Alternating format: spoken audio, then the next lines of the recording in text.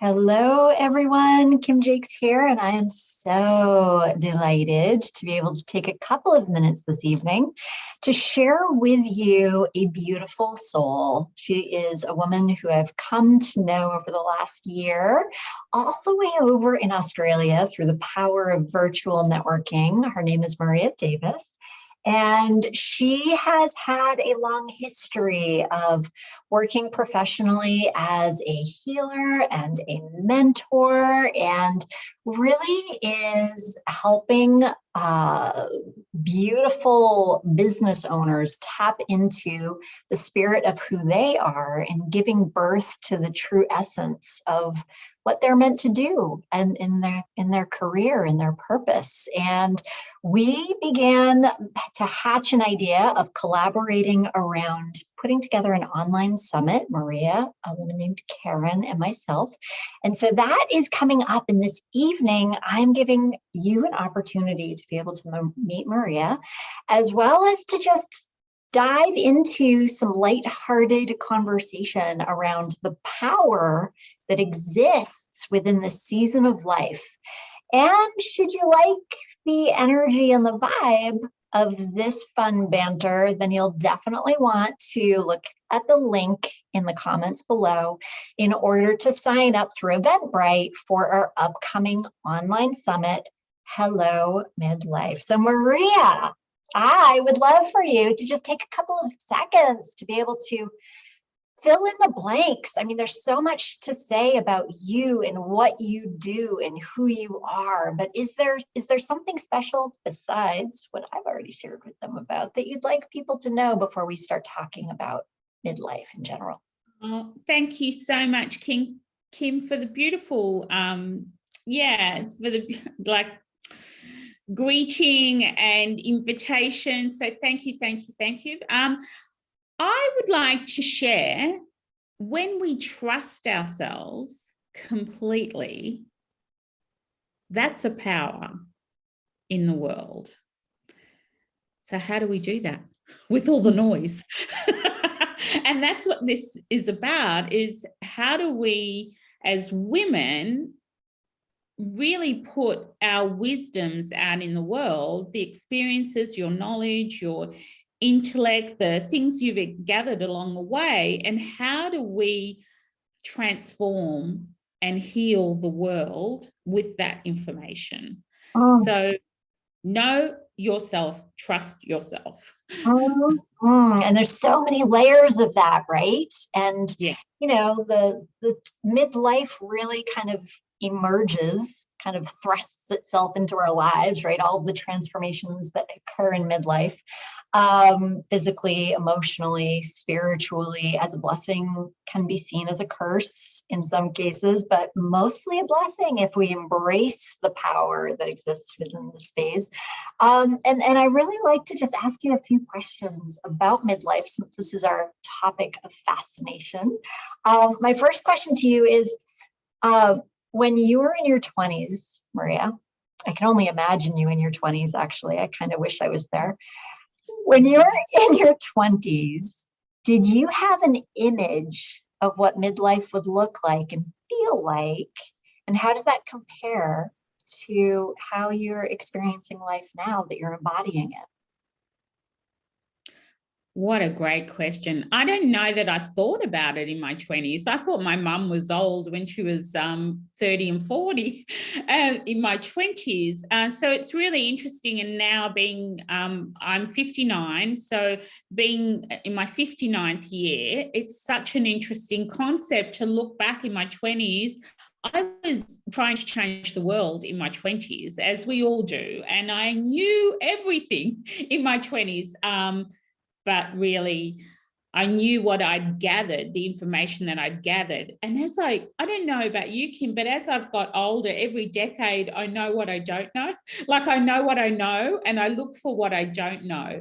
And that's, so every decade has me reinforcing that lifelong learner that I am, and just dropping nuggets. And I know that I get the information that I need. So maybe that, in my 20s, I'm just thinking back in my 20s, what fun it was. and whether, I've come across thinking, age is such a relative thing, right? There's so many layers to age, but knowing what I know now, in my 20s, I probably didn't give it a lot of thought, actually. Yeah. Which I'm thinking, should I have? I'm just going to two minds, but you are what you are, and then you grow into what you're going to be. Yeah, no, I love what you said, because really in my 20s as well, I looked at my mom and my grandmother and was like, oh, they're old. And it was like this two-dimensional thing. It was like a two-dimensional feeling, a two-dimensional image, a two-dimensional definition. It was like, there's me and then there's them. And there wasn't a lot of depth to it. Whereas now I feel as if there's so much depth to this experience. And I feel like you in my 20s, it was more about what I knew. And now it's more about what I don't know. There's many more question marks, I think. Would you agree? Absolutely. And I love that two-dimensional aspect, because it's what we, what information we've gathered along the way.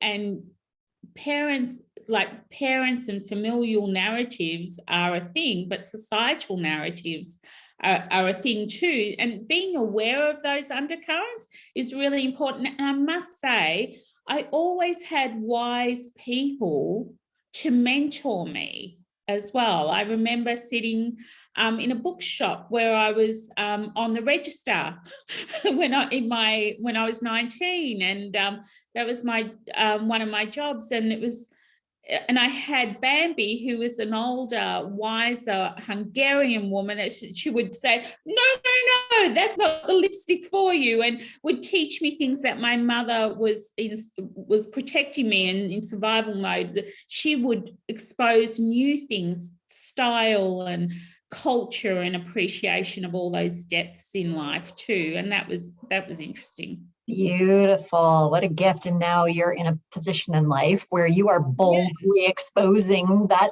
younger generation to the wisdom. That's exciting. That's a real full circle moment for me. So thank you for asking that question. Yeah, you're very welcome. Now, since midlife, by definition, by some people's definition anyways, kind of implies a midpoint, right? What goals and aspirations do you feel are emerging from inside you for this next half of life? I don't want life to be so efforting. That was I've coined this phrase, and it might be a little like juxtaposition, but effortless efforting. So I just want to be in flow. One of the things that I've learned along the way, and I'm still evolving, is discernment.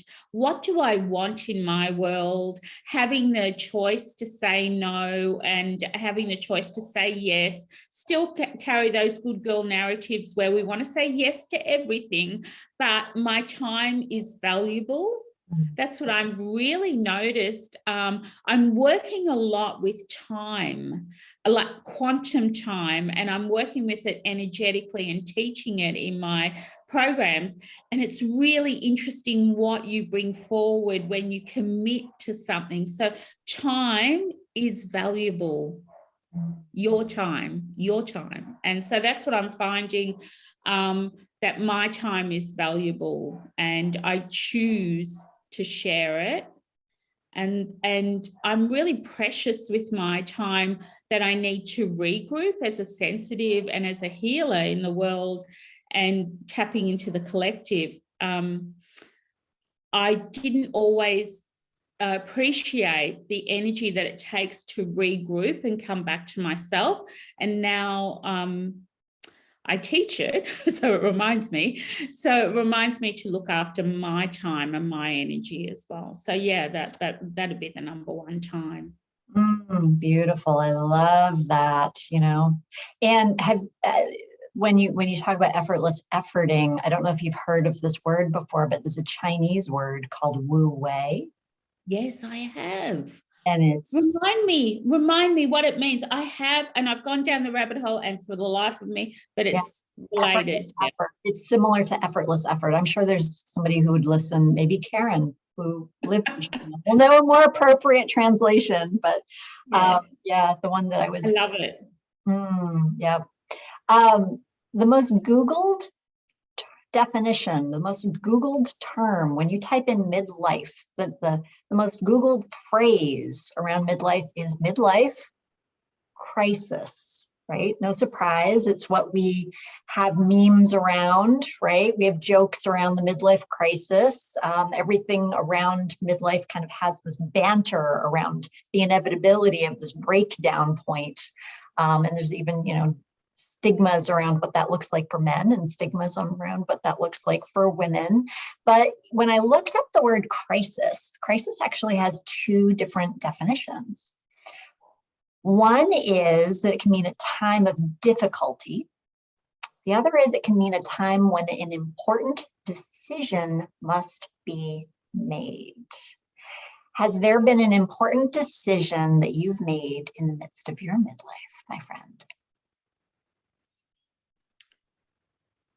Yeah, I absolutely love this question. I was feeling into the time of transformation, that this time is our time to transform. It's our time to really, and I like the idea that I like what you said about breakdown, that it's referred to breakdown, but breakdown to breakthrough. And it's also, I teach about deaths and rebirth. So it's about leaving the old behind, what doesn't work, and rebirthing yourself.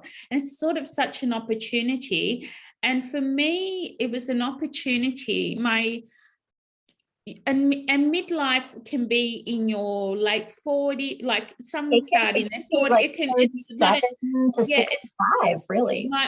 Mine sort of started about late 30s. My children were still young. So it was, how do I learn to be a leader in my world? So in my home, in my community, in this online presence. And I feel like as I've grown into my midlife phase, I've evolved that. So I feel that was the major decision that I made. So leader as in what legacy do I want to impart as a standalone individual? What contribution am I making to the world? And as my vocation is a healer, what am I contributing to the world? So it sort of made me commit to my vocation more, and to be a leader in that area as well. So yeah, one for myself, two for my children, and as an example to what is possible, and then three to the service that I provide for the collective. Beautiful, beautiful. Well, I want to thank you, Maria, for sharing your heart and your wisdom and your time, because we all do know time is precious with us this evening. And for all of you watching, please go ahead and look in the description or the comments below so that you can find the link to be able to register for this upcoming Hello Midlife online summit, where Maria, Caryn, and myself will be continuing this conversation. Thank you. Thank you. Thank you.